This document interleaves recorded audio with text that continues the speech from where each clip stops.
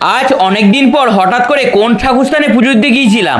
Bike নিয়ে চারজনকে চাপিয়ে নিয়ে চললাম আর সোজা চলে এলাম সাঁইথিয়া মৌরাক্ষী নদীর ব্রিজ পেরিয়ে। যেতে যেতে বাইকের তেল শেষ হয়ে গেছিল, তাই এখানে পেট্রোল ভরতে দাঁড়িয়ে গিয়েছিলাম। পেট্রোল ভরার পর সোজা চলে এলাম লাভপুরের সেই মন্দিরের সামনের গেটে। ভিতরে ঢুকে দেখলাম এখন মেলার তোড়জোড় চলছে, মেলার উদ্বোধন এখনো হয়নি। মন্দিরে গেট ঢুকে বাইকটা রেখে দিলাম এখানে। আর এদিকে মন্দিরটা দেখো কত সুন্দর সাজিয়েছে। পুজোর ডালা নিয়ে ওয়াইফকে দিলাম, তারপর দুজনে চললাম মন্দিরের দিকে। দেখো সামনে ছাতা দিয়ে খুব সুন্দর ডিজাইন করেছে। মন্দির চত্বরে ঢোকার আগে দেখলাম ফুলের গেট করেছে। আর ওই যে সামনে মন্দিরেও সাজানো চলছে। মায়ের গর্ভগৃহে ঢুকে পড়লাম পুজো দেওয়ার জন্য। ওয়াইফ পুজো দিতে শুরু করলো। পুজো দিয়ে ওখান থেকে বেরিয়ে এলাম আর দেখলাম সামনে আটচালাটাই কি যেন পুজো অর্চনা করছে। আর ওই যে সামনেই চলে এসেছি পুকুরে গেটে কাছে। ওই যে ওটা হচ্ছে সামনের পুকুরটা। দুজনে চললাম পুকুরে একটু মাথায় জল ঠেকাতে। পুকুরে মাথায় জল ঠেকিয়ে উঠে আসার পথে দেখলাম একটা বিড়াল ছানা। আর ওই বিড়াল ছানাটার মাথায় একটু হাত বুলে দিল। ওখান থেকে এসে চলে এলাম একটু টিফিন করতে। তারপর